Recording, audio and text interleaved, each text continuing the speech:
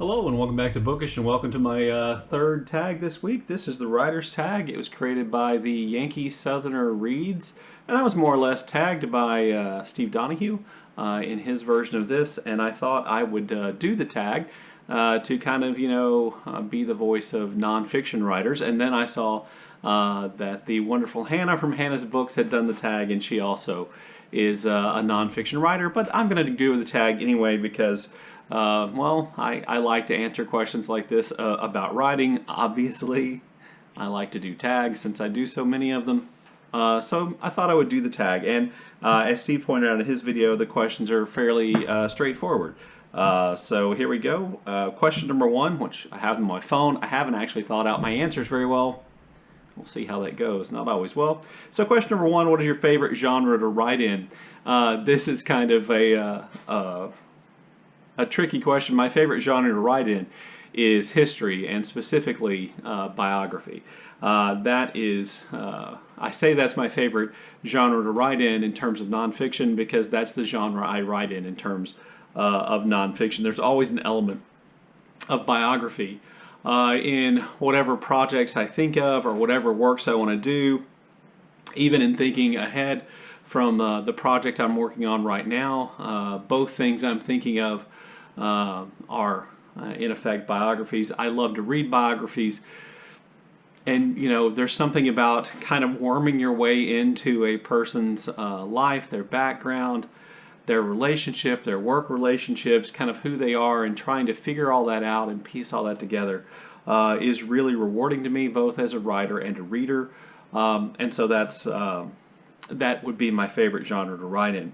Question two, do you prefer to write short stories or novels? Okay, I do write fiction from time to time.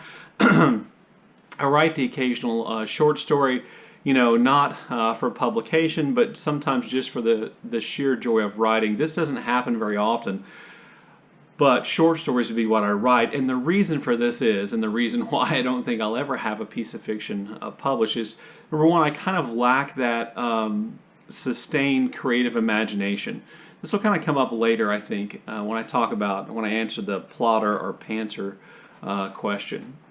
But I can never imagine actually writing a novel because I think that would require a sustained belief in an evolving story that I hadn't quite figured all the way out yet.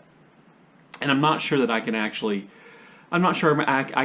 do that. On top of that, and this is the problem short story-wise or novel-wise, I just always seem to, whether I want to or not, to include some kind of a point. There's some statement I want the story to make, and that almost always makes for bad fiction. So my fiction is bad, but every once in a while I have an idea for a story, and I will write the story, usually all in one big kind of burst. I will write the story, and then I'll just spend a long period of time writing and rewriting and changing the story. There are two stories that I have been working on for quite some time. It gives me pleasure to do so from time to time, but it really is just writing those stories for me and seeing if I can make myself satisfied with them because like I said, I don't think fiction is an area where I'm going to be successful.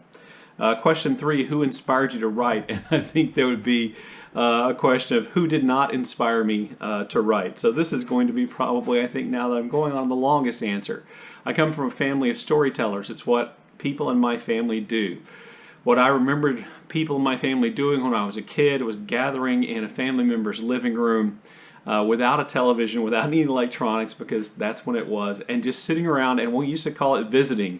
Visiting almost always involved somebody telling a story, and I remember sitting and listening to my grandfathers tell a story, my father tell a story, my uncle tell a story, and they were good storytellers, whether the story was funny or poignant or supposed to be scary, or whether it had some kind of a moral to it, or whether it was just a story about everyday frustration. They were good storytellers.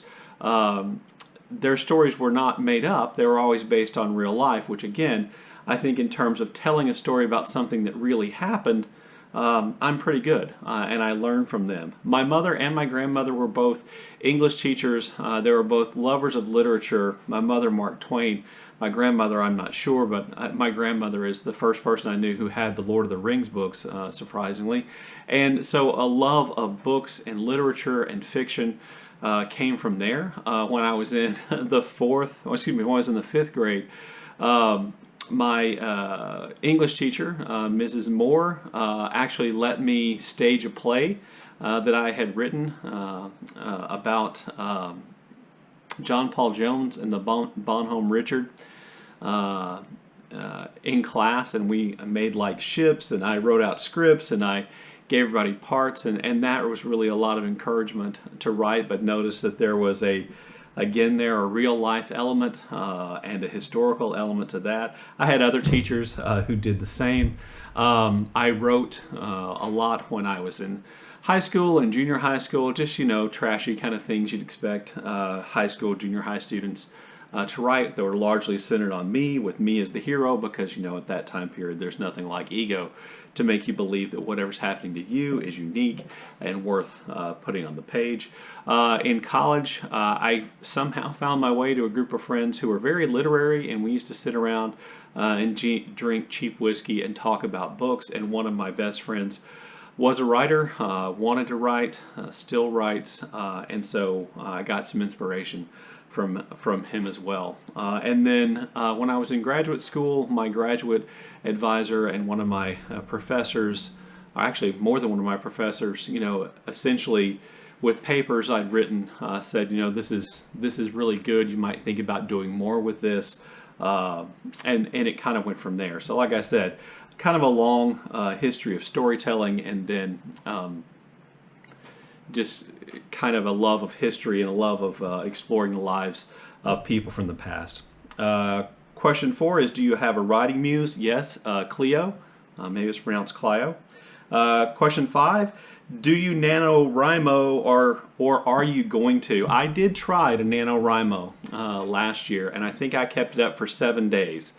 And then I just lost faith in the project. I lost faith in my ability to pull it off. It just is something that is uncomfortable for me on a large scale. So I'm not sure I'm going to do NaNoWriMo again, even though I do have a writing project I'm working on now, and then at least 2 possible writing projects moving forward. Question 6, do you like live write-ins? I'm going to go with no, because I've never participated in one. Maybe if I did, I would enjoy it. I'll be honest with you, with nonfiction writing, it doesn't really lend itself, I don't think, to that kind of collaborative sharing process, because a lot of nonfiction writing in history, which is actually what I do, is a lot of time in research, a lot of time really just pouring back through your sources. In all honesty, and I'm sure people make fun of me for this, Steve, there's a lot of time where I just spend having read my sources, just letting the information filter into my head through my brain and all the different sources and things, until a narrative begins to emerge. And when that happens, then I'm ready to sit down and actually begin the process of writing. That's not, and I'm not using that as an excuse for not writing, because it's not like it takes a long time. Once I've gone through the sources and put in that work, then usually the narrative presents itself to me relatively quickly. Prompt 7, do you write your first draft on paper or on computer? And I write it on paper. I don't have a mystical belief necessarily in the idea of the pen or the pacing of writing by hand, and I do realize that there is a certain, it's an anachronism in a way to do something like that when computers with word processors, etc., are so readily available and easy to use. And I am old enough to have typed my college papers on an actual typewriter and to know how much better things are now. But for me, the writing it out by hand just feels more natural. I do not,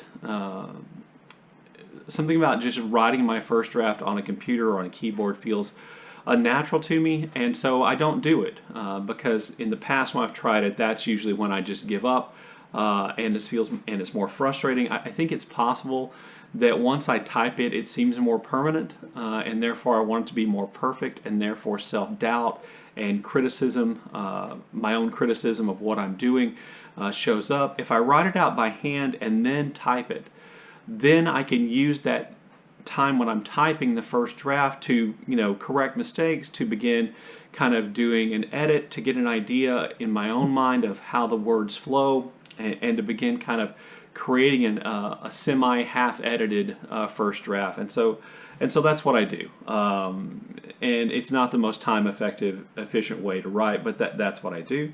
And then prompt number 8, are you a pantser, a plotter, or a plantser? I assume a plantser is someone who does a little bit of plotting, does a little bit of planning, and a little bit of just going by the seat of their pants. And again, I would say if I'm writing one of those short stories that I like to do and work on, then I'm just a pantser. I just let it happen because I don't have I don't have a goal for those things other than just the joy of doing it. And so it doesn't matter to me how many times I have to go back and rewrite it or rework it.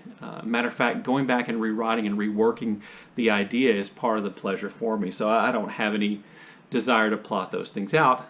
In nonfiction, plotting is a necessity. You have to have some kind of idea of how you're going to break the information down.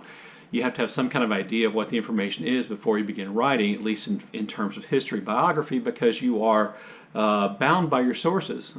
You write what you believe to be true based on the sources you have available to you at that time, and that requires a lot of ordering of information and dividing up and having a plan for how you want to proceed and how you want to accomplish the goal of writing this piece of nonfiction, this piece of history. And so in terms of like the writing I actually do and have goals for, I would say that I am a plotter and not a pantser. Anyway, there you go. There's the writer's tag. Thanks to Steve for kind of sort of tagging me and for other things which he knows about.